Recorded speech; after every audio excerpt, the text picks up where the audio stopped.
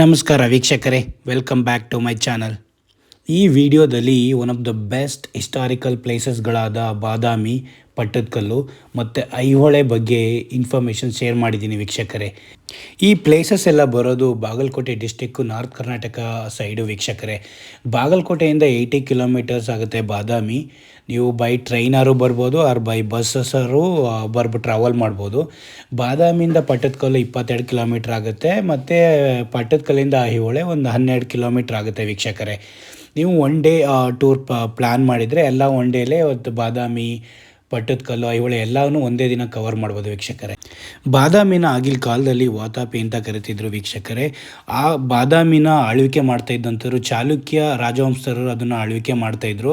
ಅವರು ಮಾಡ್ತಿದ್ದಂಥದ್ದು 6th to 8th century ಟೈಮಲ್ಲಿ ಅವರು ಆಳ್ವಿಕೆ ಮಾಡ್ತಾಯಿದ್ರು. ಆ ಕಾಲದಲ್ಲೇ ಆ ಸ್ಟ್ರಕ್ಚರಲ್ ಟೆಂಪಲ್ಸ್ ಕನ್ಸ್ಟ್ರಕ್ಟ್ ಮಾಡಿರೋದು ಮತ್ತು ಆ ಟೆಂಪಲ್ ಆರ್ಕಿಟೆಕ್ಚರು ತುಂಬಾ ನೋಡೋಕ್ಕೆ ತುಂಬಾ ಚೆನ್ನಾಗಿದ್ದಾವೆ ವೀಕ್ಷಕರೇ ಅಲ್ಲಿ.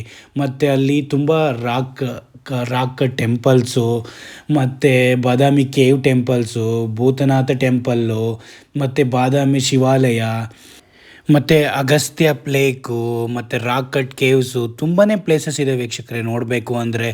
ಮತ್ತು ಅದರ ಸೌತು ಮತ್ತು ನಾರ್ತ್ ಸೈಡು ಎರಡು ಸೈಡೂ ಪೋರ್ಟ್ ಟೈಪು ಆಗಿನ ಕಾಲ ಚಾಣಕ್ಯರೇ ಬಿಲ್ಟ್ ಮಾಡಿದ್ದಾರೆ.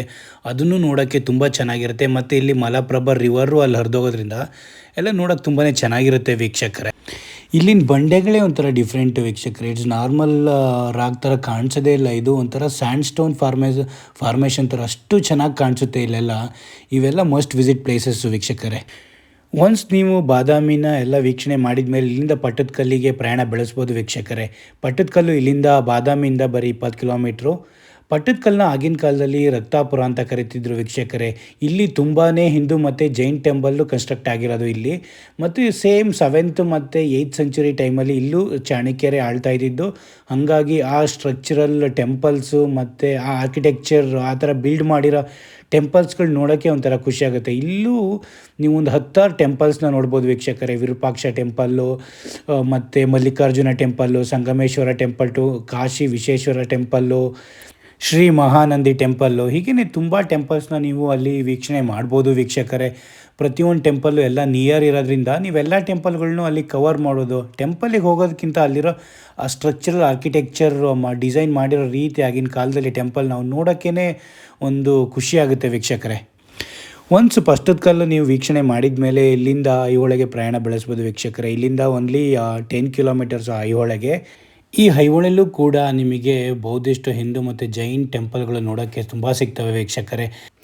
ಈ ಐಹೊಳೆ ಬಂದ್ಬಿಟ್ಟು ತುಂಬಾ ಪುರಾತನ ಪ್ಲೇಸ್ ಆಗಿರೋದ್ರಿಂದ ಇಲ್ಲಿ ತುಂಬ ಸ್ಟೋನ್ಸ್ಗಳು ಮತ್ತು ಕೇವ್ ಟೆಂಪಲ್ಸ್ಗಳು ತುಂಬಾ ಸ್ಪ್ರೆಡ್ ಆಗಿದ್ದಾವೆ ವೀಕ್ಷಕರೇ.